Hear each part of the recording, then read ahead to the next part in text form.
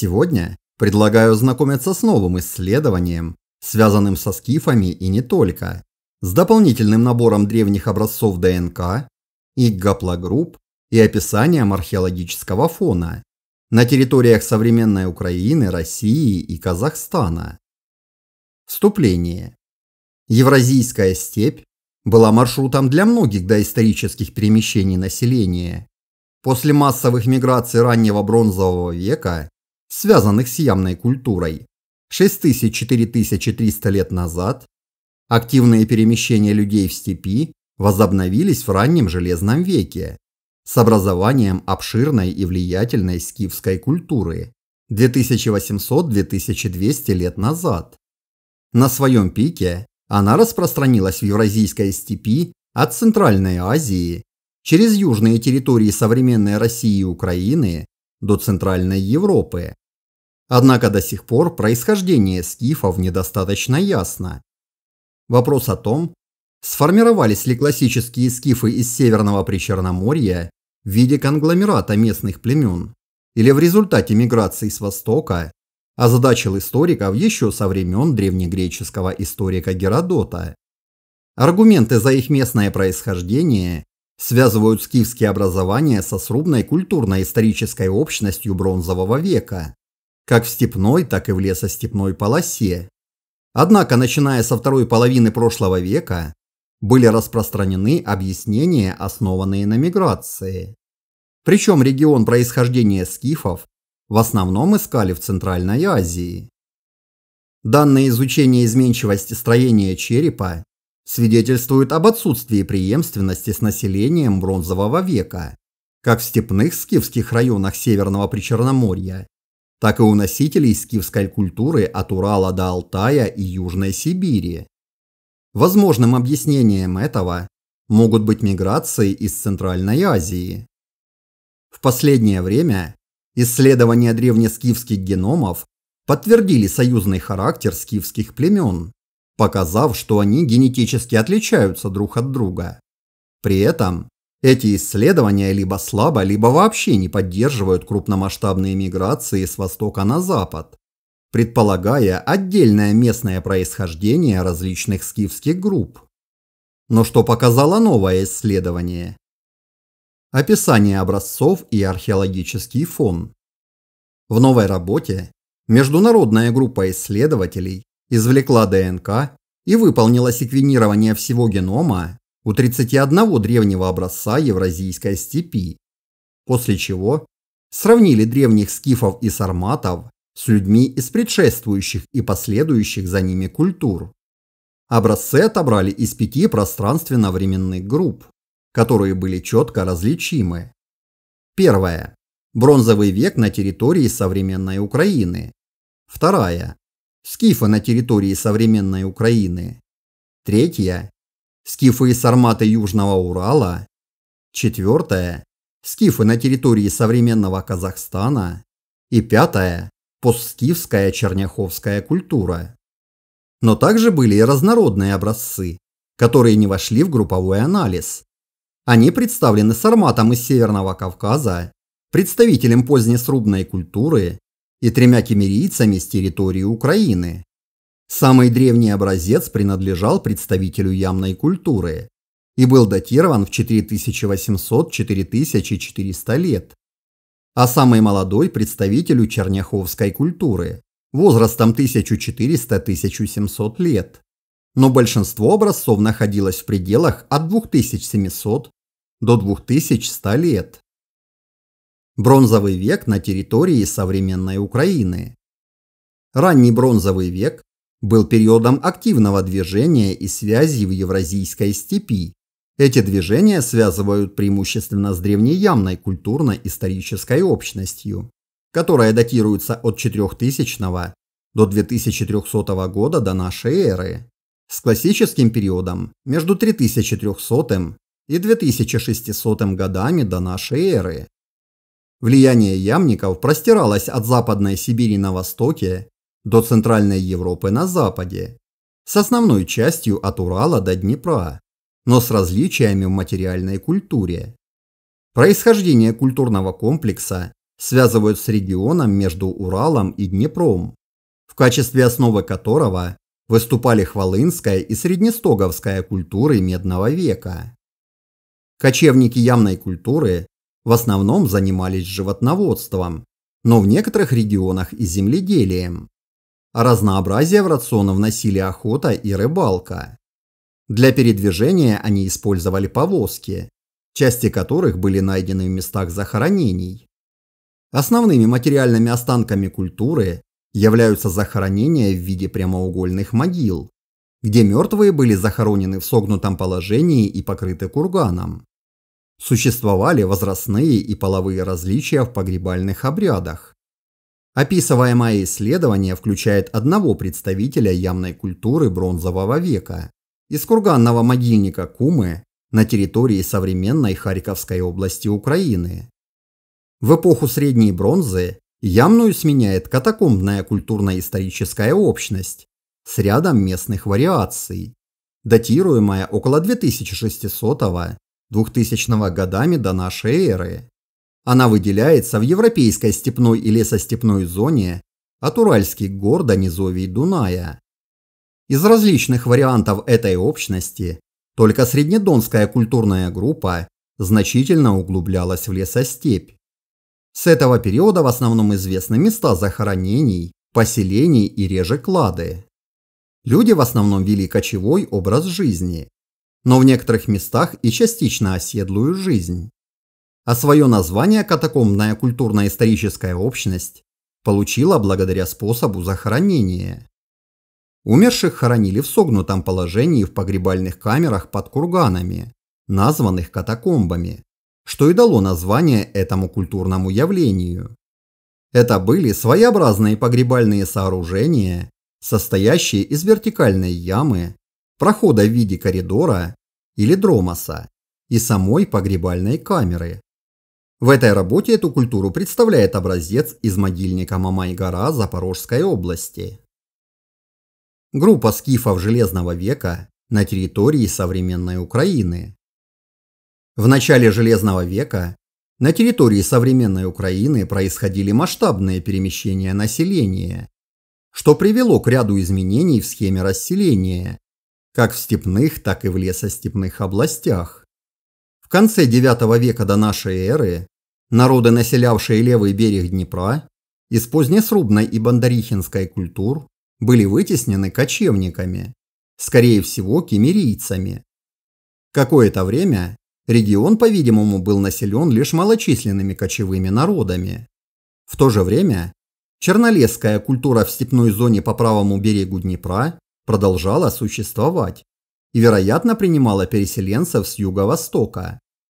Во второй половине VIII века до нашей эры некоторые люди, которые до этого населяли лесостепь на правом берегу Днепра, переселились в районы среднего течения реки Ворскла по левому берегу Днепра. Эти районы были постоянно заселены земледельцами с последней четверти VIII до середины VI века до нашей эры, что подтверждается обнаруженными поселениями в среднем течении реки Ворскла. А из соседней Днепродонецкой лесостепи известны только курганы кочевых народов. Поселения и городища там отсутствуют до середины или последней четверти VI века до нашей эры. Во второй половине VII века до нашей эры правый и левый берег Днепра, включая Посулье, Поворскле и западную часть водосборного бассейна Северского Донца, были захвачены кочевниками, киммерийцами и, возможно, скифами. Некоторые из них, вероятно, участвовали в военных походах на Ближний Восток.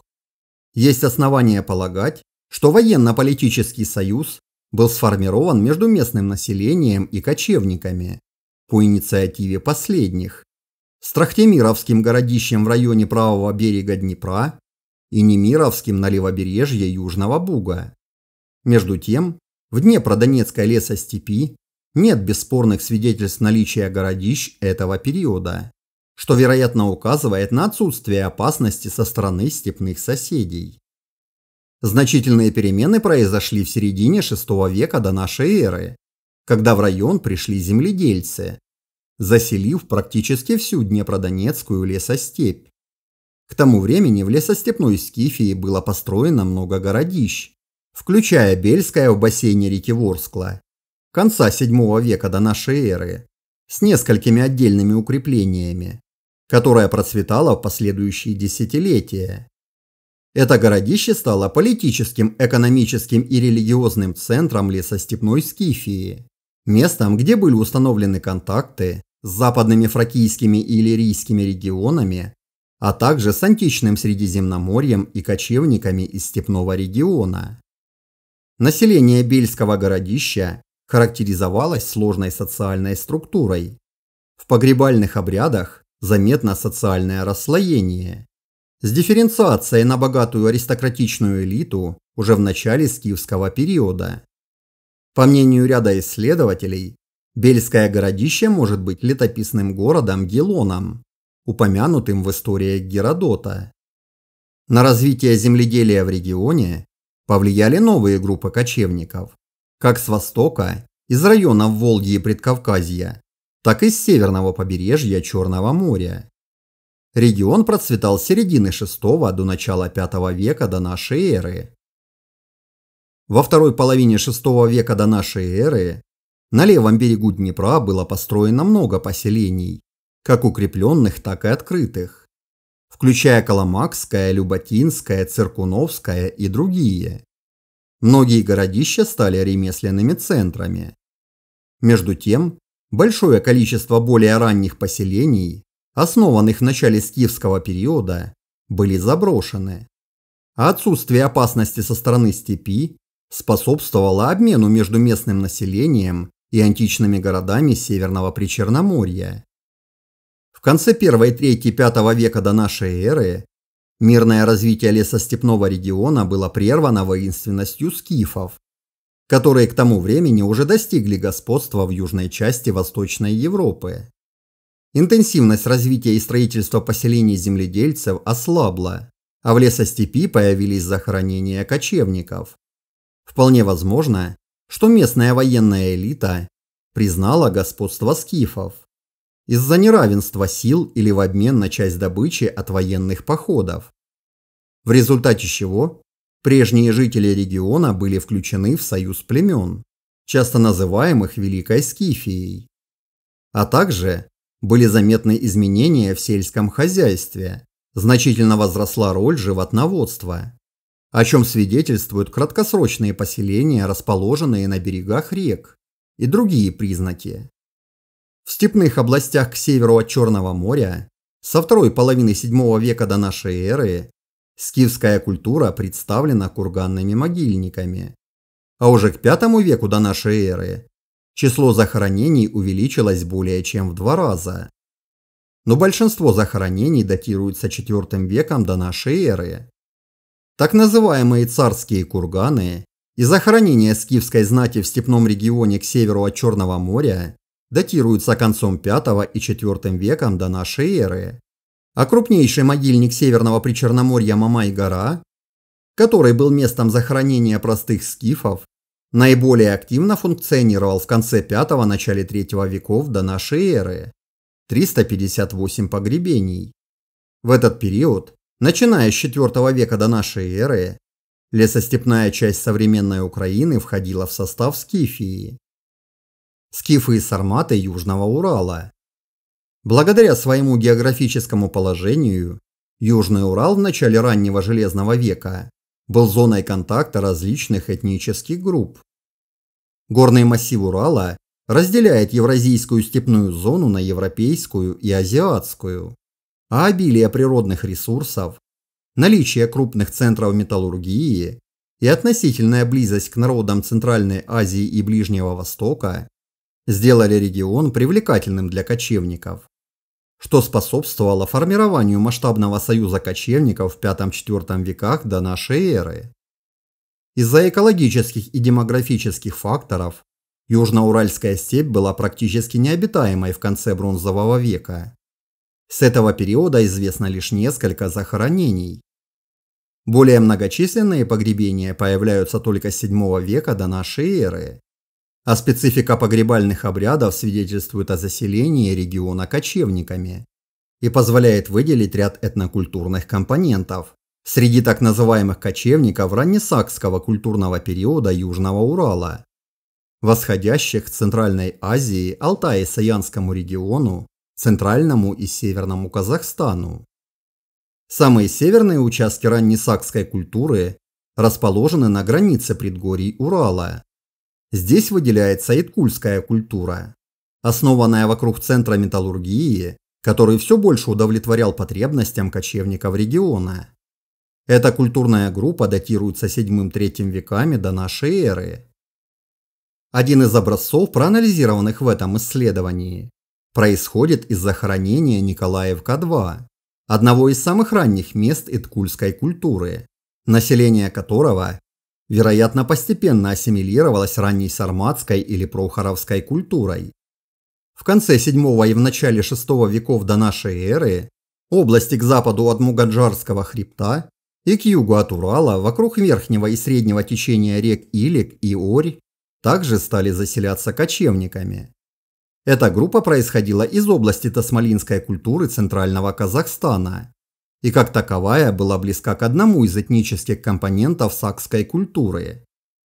Общие черты погребений позволяют выделить эту группу захоронений в западной части степи Южного Урала, по крайней мере до IV века до нашей эры, характеризующихся каменными и земляными насыпями, курганами, камнями, окружающими захоронение, широкими овальными могильными ямами с ориентацией тел по сторонам света и сжиганием деревянных покровов, а также частым появлением многослойных погребений. Аналогичные курганы были также возведены в степях и горных степях к востоку от Урала. Эта традиция также распространилась на лесостепи предгорья, а затем, в период прохоровской культуры, на лесостепи к западу от Урала. Один образец этого исследования был из более молодых захоронений этой группы – кургана Манхар-2 к востоку от Урала. Другая группа кочевых захоронений в степях к западу от Урала сформировалась в северной части степной зоны во второй половине и в конце VI века до нашей эры. И ее происхождение связано с кочевниками, которые жили на периферии древнего Хорезма. Участки этого типа расположены вокруг нижнего и среднего течения реки Илек, а также в степях к востоку от Урала и на западе в районе среднего течения реки Волга, Самарская Лука. Самые молодые места датируются концом V века до нашей эры. А в IV веке до нашей эры носители этой группы были ассимилированы ранними сарматами. Основной группой памятников являются погребальные сооружения, преимущественно коллективные могилы с различными конструкциями из деревянных столбов, которые часто сжигались, а в некоторых случаях у них были выходы на поверхность – дромосы. Другие погребальные сооружения этой группы были построены из сырцового кирпича, подобно мавзолеям, и позже также были сожжены. В конце VI века до нашей эры в степи к западу от Урала появляется третья группа памятников, для которой характерны насыпи земли над широкими стандартными прямоугольными ямами, покрытыми плоскими деревянными крышками. Чаще это были коллективные захоронения, где умершие были помещены головами на запад. Такие курганы были обнаружены в низовьях реки Илек, в среднем течении реки Урал и восточнее в районе, где Орь впадает в Урал. Из-за сходства с комплексами Поволжья ее можно назвать группой Блюменфельда по названию деревни Старополтавского района Волгоградской области. Поволжская группа определяется как Савроматы Геродота. В первой половине IV века до нашей эры этнокультурная интеграция подошла к концу, что привело к установлению относительно стандартных погребальных обычаев. Захоронения осуществлялись в прямоугольных ямах, но также практиковались крупные и сложные коллективные могилы, которые были прямоугольными, круглыми и крестообразными, с дромосами, глубокими ямами и катакомбами, где умерших располагали головами на юг. Центром формирования этих погребальных традиций с заметными чужеродными элементами которые явно влияли на элиту, мог быть регион вокруг нижнего и среднего течения реки Илек, а именно участки по типу могильника Филипповка-1 Царского кургана в 100 километрах к юго-востоку от Оренбурга, которые можно назвать раннепрохоровскими или раннесарматскими. В течение IV века до нашей эры эта традиция распространилась по всему Южному Уралу, населенному кочевниками. Отложение раннепрохоровского комплекса поверх предшествующего восточно-приоральского могильник Переволчан-1 и поглощение последнего четко зафиксировано. Площадь этого практически единого культурного образования составляет не менее 640 тысяч квадратных километров. В степной зоне сформировались 3 племенных центра. Сначала в среднем и нижнем течении реки Илек, а затем в устье реки Большой Кумак, впадающий в реку Урал и в Прикамье. Южноуральская лесостепь, вероятно, претендовала на роль летней территории, в то время как регион к востоку от Урала был сильно военизирован и укреплен, вероятно, в связи с необходимостью контролировать Иткульский металлургический центр и золотые рудники к югу от современного Челябинска. В этой работе было проанализировано 5 образцов описанного периода с этих территорий. Исчезновение этого союза кочевников и всей региональной системы взаимодействия участков Филипповского круга в первые десятилетия III века до нашей эры, вероятно, было связано с ухудшением климатических условий. Культурное господство над южноуральской кочевой степью перешло к новым переселенцам, связанным со Средней Азией и южной частью Западной Сибири. Один из проанализированных представителей лесостепи Западного Урала был похоронен по диагонали в прямоугольной яме, что указывает на приход среднесарматской культуры в регион сравнительно рано, в III-II веках до нашей эры. Возможно, это были аланы. Тасмалинская культура в центральном Казахстане. Группа скифов на территории современного Казахстана. В данном исследовании проанализированы представители из захоронения тасмалинской культуры, сгруппированные как скифы на территории современного Казахстана. Основываясь на археологическом материале, этот культурный этап часто обозначается как обширная культурно-историческая общность скифо-сибирского мира. Племена этого союза населяли центральную и северную часть современного Казахстана и степи к востоку от Урала в современной России. Типичным примером этой общности как раз и является тасмалинская археологическая культура в центральном Казахстане. Сходство этих регионов проявляется не только в погребальных обрядах, но и в местах расположения поселений. К настоящему времени было исследовано более 220 погребальных сооружений и обнаружено более 50 населенных пунктов, в 12 из которых были проведены археологические раскопки. Большинство изученных участков расположены в восточной части центрального Казахстана. Недавние исследования позволяют датировать тасмалинскую культуру VIII-V веками до нашей эры. Антропологические исследования показывают, что формирование тасмалинской культуры было связано с населением бронзового века Казахстана и Сибири, и что люди тасмалинской культуры были в контакте с жителями регионов, расположенных восточнее. Археологические данные указывают на контакты тасмалинской культуры с другими частями Казахстана, Алтай-Саянским регионом и южной частью региона к востоку от Урала. Эти связи также видны из захоронений могильника Талды-2, откуда и происходит один из представителей проанализированных в этом исследовании. Этот могильник раннего Железного века интересен своими находками. В его пределах было найдено около 200 крупных золотых изделий, выполненных в знаменитом скифо-сакском зверином стиле, и десятки тысяч более мелких золотых артефактов. Среди находок из кургана Талды-2 можно обнаружить сходство с находками как в районе Шеликты в Восточно-Казахстанской области, так и в российском Кичигино к востоку от Урала, а также в кургане Аржан-2 у югской культуры в Туве. Эти направления культурных взаимодействий характеризует всю тасмалинскую культуру в центральном Казахстане. Черняховская культура.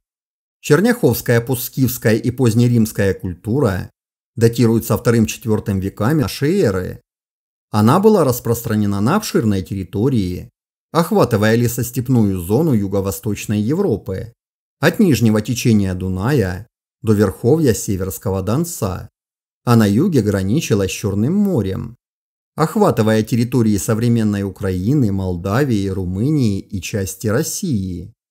Черняховская культура была этнически неоднородной, основанной на готских германских племенах, но также включала в себя сарматов, славян, венетов, аланов, гепидов, поздних скифов, даков и античное население северного побережья Черного моря.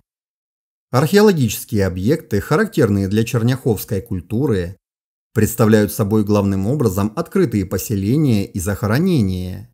Погребальный обряд был связан как с кремацией, схожей с культурой полей погребальных урн, так и с захоронением в земле, возможно связанный с влиянием христианства. Кстати, недавно культуру полей погребальных урн уже упоминали в связи с находками хлебоподобных изделий, напоминающих сушки. Так вот, и среди находок в контексте черняховской культуры находили веса ткацких станков различной формы, в том числе и кольцеобразной. В погребениях встречался различный инвентарь: жертвенная пища, керамические и стеклянные сосуды, личные вещи, такие как гребни, украшения и детали костюмов, включая фибулы, пряжки, бусы и так далее. Черняховская культура характеризуется развитым сельским хозяйством, резьбой по кости, гончарным делом, металлургией и текстильным производством.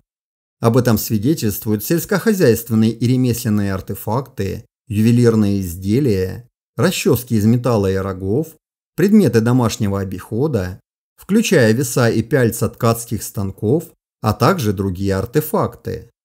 Контакты с Римской империей, добровольные и не очень, подтверждаются многочисленными римскими монетами, керамикой, стеклянными и керамическими сосудами, обнаруженными на участках черняховской культуры. Помимо этого отмечено заимствование технологий, включая гончарное производство, обработку стекла и, возможно, элементы сельского хозяйства. Черняховская культура связана с рядом исторических событий Европы того периода. В частности, во второй половине III века варвары, жившие на территории черняховской культуры, а именно готы, карпы, бастарны, гепиды, дакийцы, вандалы и другие, совершали регулярные рейды на Дунайский лимес, а также другие места Римской империи. Эти войны упоминаются под разными названиями. Греческие историки называли их скифскими, потому как для них все варвары из Северного Причерноморья были скифами, а римские историки называли их готскими войнами. Примечательно, что в этих набегах использовались морские походы за сотни лет до викингов. Однако с конца III века отношения варваров с Римской империей стабилизировались. Со времен царствования Константина I готы, входившие в черняховскую культуру, стали военными союзниками империи. Готы также контактировали с жителями восточноевропейской лесной зоны. Римский историк Иордан описывал военные походы короля готов Германариха против северных народов, венедов, славян и жителей Северного Поволжья. Но в итоге черняховская культура распалась из-за ряда факторов, которые включают изменение климата, внутриполитический кризис, гунское нашествие и участие в миграционных процессах. Часть населения бежала от гуннов в Римскую империю, а некоторые, наоборот, участвовали на стороне гуннов во время вторжений в Римскую империю. Кто выживал, возвращался домой. Гаплогруппа митохондриальной ДНК. У проанализированных людей определены как донеолитические западноевразийские линии У5, так и гаплогруппы H, J и T, связанные с неолитической экспансией земледельцев. Большинство образцов, 24 из 31, относятся к гаплогруппам митохондриальной ДНК, распространенных в настоящее время преимущественно в Западной Евразии – H, J1, T1, T2, U2 и U5. А у некоторых представителей были редкие гаплогруппы X, W и C1E, а также восточноевразийские А23 и F2. Причем последние представляют скифов на территории современного Казахстана. 7 образцов, относящихся к гаплогруппе H, определены в западных группах. У представителей бронзового века и скифов на территории современной Украины, черняховцев и кемерийцев, а у скифов и сарматов Южного Урала и скифов на территории современного Казахстана не выявлено гаплогруппы H. Примечательно, что гаплогруппа U4, которая в настоящее время достаточно типична для финно-угорских народов Западной Сибири и Волго-Уральского региона, в выборках этого исследования отсутствует. Образцы с Южного Урала и половина из Казахстана ставят большую часть выборки ближе к современным европейцам, чем к среднеазиатским или западносибирским популяциям. Гаплогруппы Y-хромосомы. Из определенных гаплогрупп Y-хромосомы R1A и I наиболее часто встречаются у современных восточноевропейских популяций. R1A также является преобладающей линией среди кемерийцев и скифов с территории современной Украины, скифов и сарматов Южного Урала, а также присутствует среди скифов территорий современного Казахстана. Хотя размер выборки не такой большой, как хотелось бы, представители, связанные со скифами, похоже, не выделяются из контекста других групп, проживавших в регионах до и после них. Одним заметным отличием от современных популяций является отсутствие гаплогруппы N, широко распространенной в настоящее время в Поволжско-Уральском регионе и Западной Сибири, а также среди монголов и алтайцев. Этот результат также согласуется с отсутствием гаплогруппы N у мужчин из степи бронзового и медного веков. Примечательно, что один скиф с территории современной Украины и один сармат Северного Кавказа принадлежат гаплогруппе Q1C L332, субкладе Q1C L330, которая сегодня имеет максимальную частоту в 68% у западных монголов и встречается у 17% южных алтайцев, хотя очень редко, менее 1%, в Восточной Европе и отсутствует в других местах. Результаты. График главных компонентов образцов из данного исследования вместе с опубликованными скифскими, сарматскими и связанными с ними древними образцами, спроецированными на фон современных популяций, показал, что древние образцы, как правило, не перекрываются с современными вариациями. Скифы и сарматы Южного Урала, кроме одного, и один сармат Кавказа, довольно компактно сгруппированы вместе со скифами и сарматами из предыдущих исследований и образцами бронзового века Украины, которые расположены сразу за пределами современных европейских популяций. А скифы с территории современной Украины сформировали клин между этими двумя группами. По сравнению с другими группами, скифы на территории современного Казахстана были более рассосредоточены и тянулись к восточноазиатским популяциям, хотя и слабее, чем саки центрального Казахстана и восточные скифы, несмотря на происхождение из соседних курганов той же тасмалинской культуры. Хотя восточные скифы сами являются очень разнородной группой как в культурном, так и в генетическом отношении. А вот образцы из черняховской культуры перекрывались современными европейцами, представляя более западный диапазон вариаций среди групп этого исследования. Анализ примесей выявил 3 основных компонента предков во всех рассматриваемых группах. Первый – компонент, преобладающий в образцах европейских охотников-собирателей, темно-синий. Второй – компонент, распространенный у натуфийцев и ближневосточных неолитических образцах, как из Леванта и Анатолии, светло-голубой. Третий Компонент, распространенный в современных и древних южных азиатах. Зеленый. Однако все образцы этого исследования также обладали по меньшей мере одним дополнительным восточным компонентом, один из которых почти на 100% был у современных Нганасан – оранжевый, а другой у современных ханьцев Китая – желтый. Восточные компоненты в образцах из исследования присутствовали в переменных пропорциях, в основном на более низких частотах, чем 3 вышеупомянутых компонента, но заметно выше в 2 из 4 образцов скифов из Казахстана и в одном образце из группы скифов и сарматов Южного Урала.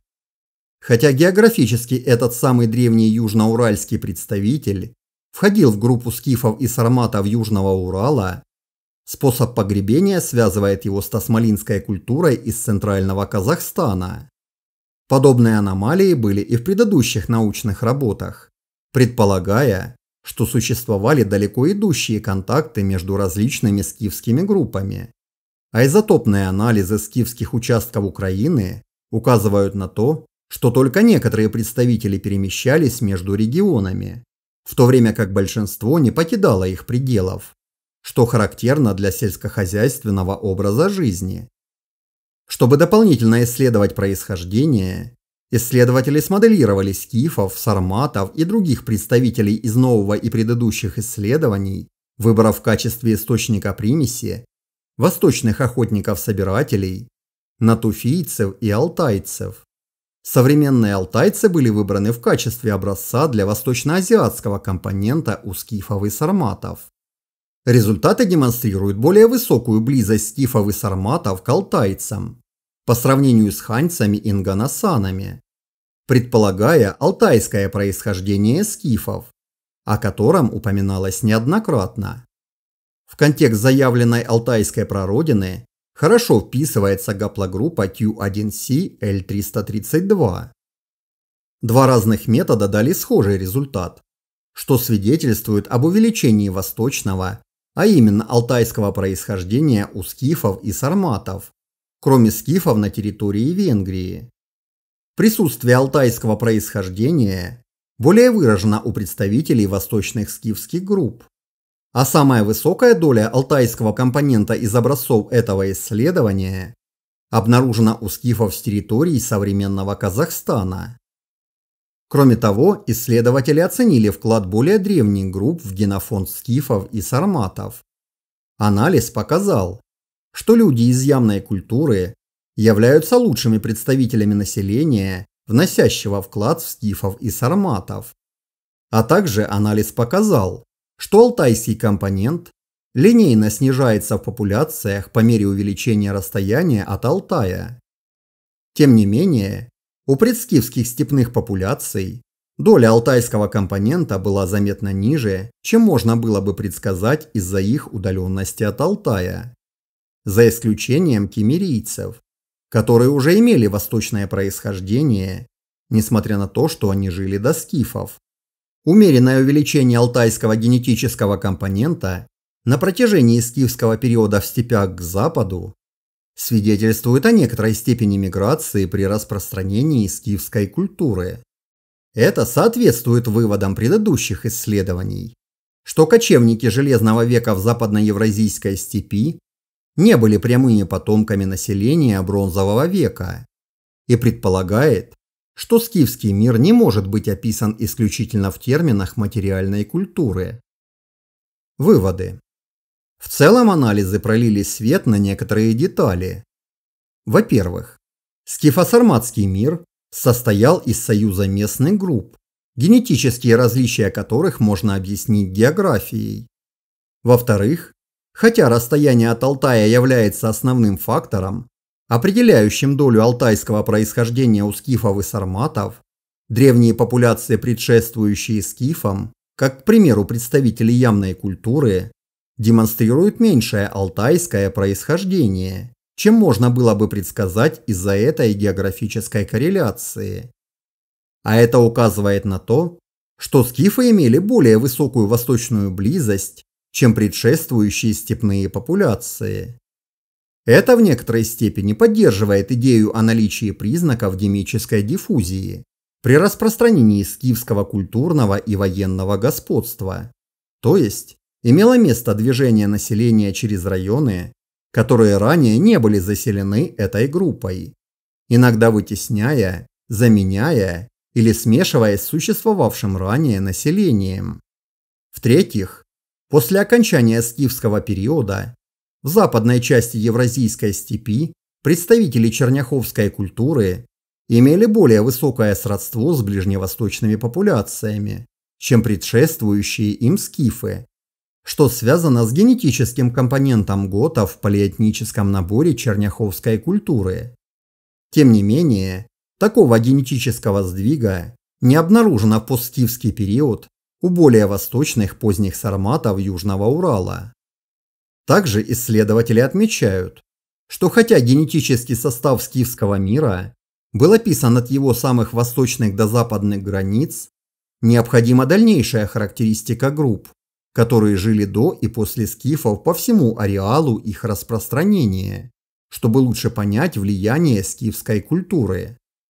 А продолжающийся синтез археологии, исторической лингвистики и исследований древней ДНК обещает дальнейший прогресс в понимании перехода от индоиранских к преимущественно тюркоязычным кочевым пастушеским племенам в Евразийской степи.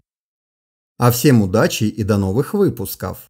И не забывайте подписываться на канал. Кстати, особая благодарность тем, кто включил все уведомления для канала и уведомления YouTube. А таких всего 315 человек.